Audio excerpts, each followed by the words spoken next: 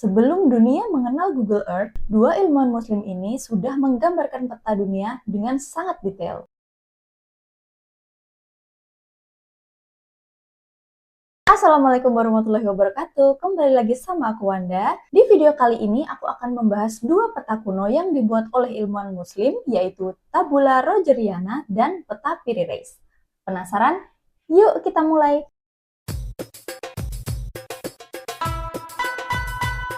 Tabula Rogeriana atau The Book of Roger adalah sebuah peta dunia yang pada dasarnya seperti buku atlas. Jadi buku atlas itu adalah sebuah kumpulan-kumpulan peta yang memuat informasi geografis, sosial, ekonomi, dan juga politik. Peta ini dibuat oleh Abu Abdullah Muhammad Al-Idrisi, Al-Qurtubi, Al-Hasani, Al-Sabti atau yang lebih dikenal dengan Muhammad Al-Idrisi. Beliau lahir sekitar tahun 1100 Masehi di Ceuta yang sekarang ini adalah wilayah Spanyol di dataran Afrika Utara. Beliau berasal dari keluarga bangsawan Arab yang mengklaim keturunan langsung dari Nabi Muhammad SAW. Beliau adalah seorang kartografer, geografer, ahli botani, dan juga seorang dokter yang sangat terkenal pada abad ke-12. Pada tahun 1138 Masehi, Raja Roger II mengundang Muhammad Al-Idrisi ke istana utamanya yang berada di Palermo, ibu kota kerajaan Sisilia. Raja Roger II ini merupakan seorang raja Eropa Kristen yang sangat menghormati dan menghargai ilmu pengetahuan dari dunia muslim. Raja Roger II meminta Muhammad Al-Idrisi untuk membuat sebuah peta dunia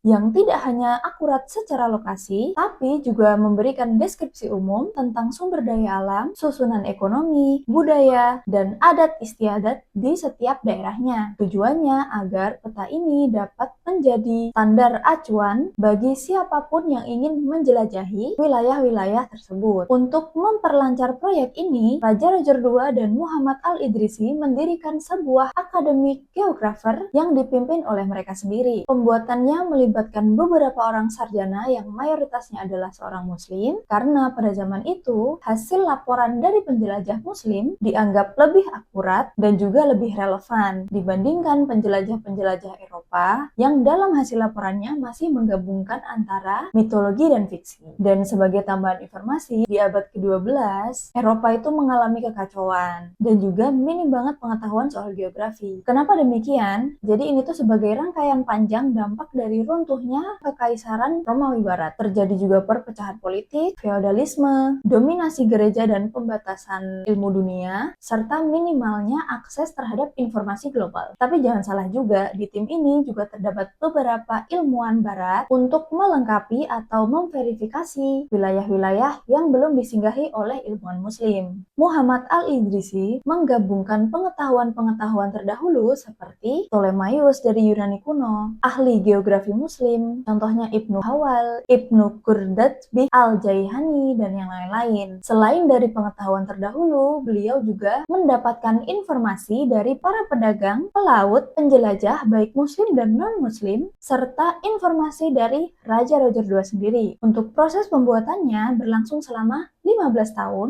yang dimulai pada tahun 1140 Masehi sampai 1154 Masehi. Tapi sayangnya, beberapa minggu setelah Tabula Rogeriana atau The Book of Roger ini selesai, Raja Roger II meninggal dunia. Sedangkan Muhammad Al-Idrisi dipercaya meninggal di antara tahun 1165 atau 1166 Masehi. Untuk salinan asli peta yang berbahasa Arab itu sayangnya sudah hilang guys. Tapi beberapa versi terjemahannya dalam bahasa Latin dan juga manuskrip-manuskripnya masih ada di perpustakaan-perpustakaan Eropa. Salah satu versi manuskripnya yang terkenal disimpan di Bibliothèque Nationale de France yang berada di Paris. Kenapa selalu susah sih? Tapi kenapa harus di Paris ya? Mungkin ditemukannya tuh dari sisa-sisa manuskrip kerajaannya Roger II kali ya. Lanjut ke beberapa keunikan dari peta ini.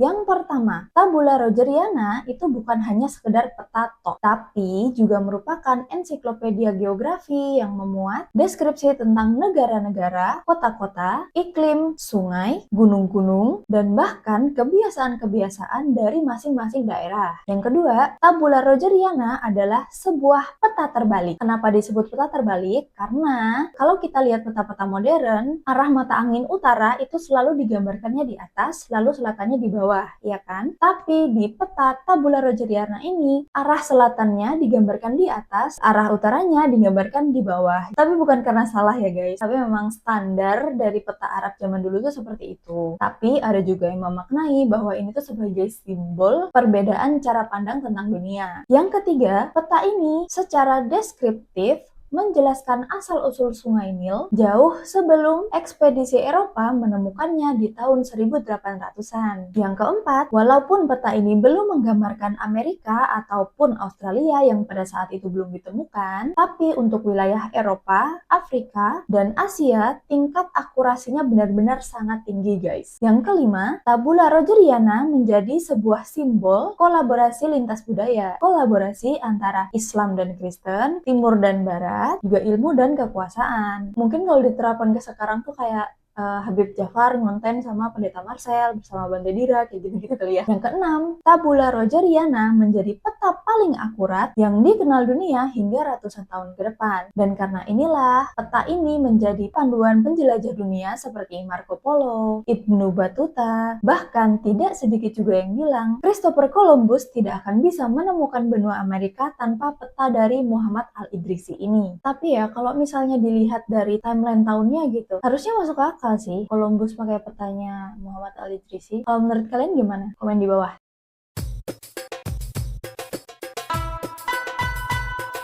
Haji Ahmed Muhyiddin Piri bin Haji Mehmet atau yang lebih dikenal dengan Piri Reis lahir di Semenanjung Gallipoli, wilayah Turki daratan Eropa. Tapi ada sumber lain yang menyatakan bahwa Piri Reis berasal dari Karaman, Turki Tengah. Beliau lahir antara tahun 1465 sampai 1470 Masehi. Sebelum menjalani kehidupan sebagai geografer dan kartografer, beliau mengawali karirnya sebagai pelaut. Beliau ikut bersama pamannya Kemal Reis yang pada saat itu menjabat menjadi Laksamana Angkatan Laut Turki Utsmaniyah. Aku jelasin dulu ya guys, jadi Reis ini bukan nama. Jadi Reis itu adalah sebuah gelar dalam bahasa Turki Utsmaniyah yang berarti pemimpin atau kapten atau komandan, terutama dalam konteks Angkatan Laut. Karena di titik ini Piri Reis belum mendapatkan gelar Reisnya, jadi kita panggilnya sebagai Piri aja ya. Perjalanan yang dilalui oleh Piri dan pamannya ia tuangkan pada sebuah buku yang berjudul Kitabi Bahriye atau buku navigasi. Kisah-kisah yang beliau tuliskan di sini tuh sangat banyak guys. Yang salah satunya adalah ketika beliau dalam misi memberikan bantuan kepada militer Utsmaniyah untuk Granada pada tahun 1487. Granada ini adalah kerajaan Islam terakhir di Andalusia, Spanyol. Pada saat itu, Piri dan pamannya bekerja sama dengan bajak laut Muslim Barbarossa bersaudara yang sangat terkenal juga pada saat itu. One Piece ya gak?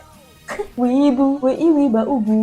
Sayangnya pada tahun 1511, Kemal Reis gugur dalam pertempuran. Setelah pamannya meninggal, Piri memutuskan pulang ke kampung halamannya untuk menenangkan diri. Di masa menenangkan diri inilah, Piri mendalami ilmu kartografi dengan berbekal pengalaman-pengalamannya di dunia maritim bersama pamannya Kemal Reis. Piri menyelesaikan peta dunia pertamanya pada tahun 1513 dan 4 tahun kemudian Piri mempersembahkan peta dunia pertamanya kepada Sultan Selim I.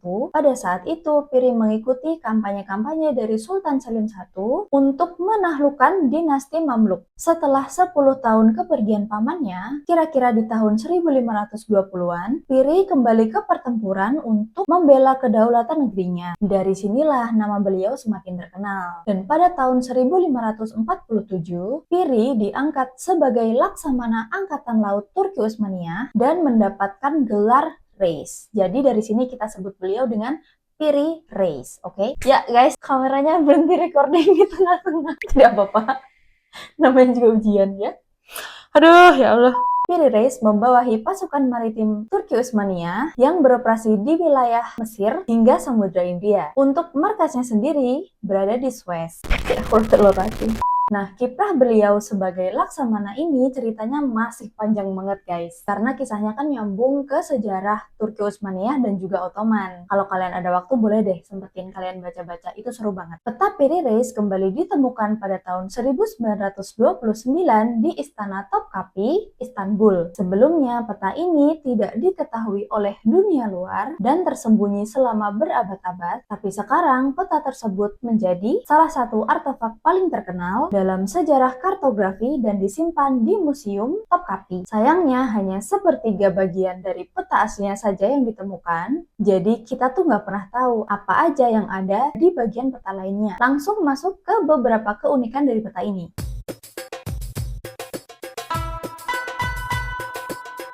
Yang pertama, tingkat akurasi dari peta Piri Reis ini sangat tinggi. Beberapa peneliti menyebutkan bahwa garis pantai Amerika Selatan di peta ini begitu mirip dengan citra satelit modern. Yang kedua, Piri Reis sendiri menuliskan bahwa beliau menyusun peta ini berdasarkan sekitar 20 peta-peta lama, termasuk peta-peta di zaman kuno, peta dari Alexander Agung, penjelajah Arab, penjelajah Portugis, dan beberapa peta dari Christopher Columbus. Beberapa teori menyebutkan bahwa peta ini mungkin bersumber dari pengetahuan kuno atau peradaban kuno seperti Atlantis dan juga pelaut kuno yang pernah menjelajahi bumi jauh sebelum era modern.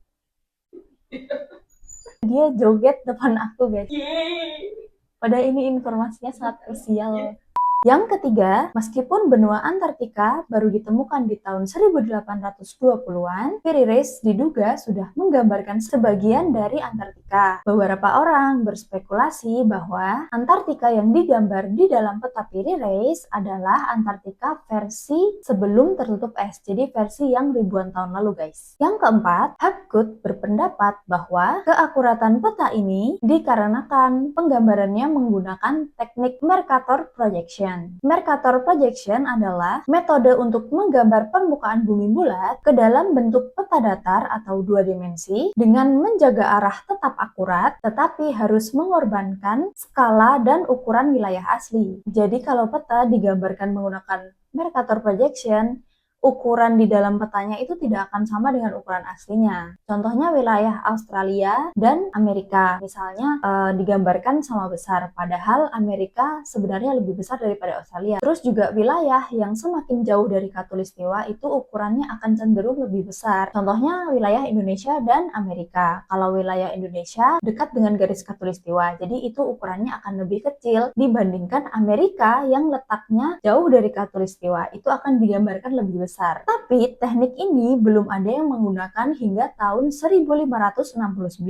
Dan ini menjadi anomali yang melanggar hukum waktu sejarah. Yang kelima, pengarang buku Erich von Däniken berpendapat bahwa keakuratan peta Piri Reis karena digambarkan lewat luar angkasa. Jadi penggambarannya itu seolah-olah diambil point of view-nya dari luar angkasa guys. Jadi kayak Piri Reisnya lagi naik pesawat atau di luar angkasa gitu, terus dia secara langsung lihat ke arah bumi gitu. Jadi bisa sama persis gitu guys. Padahal pada saat itu teknologi itu belum begitu berkembang di daerah barat. Jadi penulis ini percaya bahwa bukan hal yang tidak mungkin Piri Reis dibantu oleh alien gabut. Kalau di Indonesia kan kayak dikit-dikit mistis. Kalau di luar negeri mungkin kayak dikit-dikit alien gitu kali ya. Jadi dari dua peta yang sudah kita bahas, keduanya mempunyai ciri masing-masing ya guys. Tabula Rogeriana, peta terbalik yang tidak hanya menggambarkan kondisi geografis sebuah daerah, tapi juga info tentang iklim, sungai, gunung, bahkan sampai kebiasaan-kebiasaan masyarakat di setiap daerah. Sedangkan peta Piri Reis menggambarkan bahwa dunia Islam di masa lalu tidak hanya kuat di bidang militer, tapi juga unggul dalam ilmu pengetahuan, navigasi, dan juga kartografi. Tapi kedua peta ini sama-sama memiliki tingkat akurasi yang tinggi yang sudah diakui oleh dunia. Luar biasa banget ya guys beliau-beliau ini. Jangan lupa kita doakan agar beliau-beliau ini mendapatkan sisi terbaik di sisi Allah Subhanahu wa taala dan ilmu-ilmu yang beliau tinggalkan dapat menjadi amal jariah. Amin. Amin. Nah, Terima kasih sudah menonton video ini sampai habis. Mohon maaf jika informasi yang aku sampaikan ada kekeliruan atau salah pengucapan. Kalian boleh banget koreksi di kolom komentar. Kalau kalian ada masukan atau saran, boleh juga komen di bawah, biar aku bisa terus mengevaluasi dan memperbaiki video-video aku selanjutnya. Kalau kalian suka sama videonya, boleh klik like. Klik like, klik like. Kalau kalian suka sama videonya, boleh banget klik tombol like-nya di bawah. Dan jangan lupa juga untuk subscribe. See you on my next video. Bye! Assalamualaikum warahmatullahi wabarakatuh.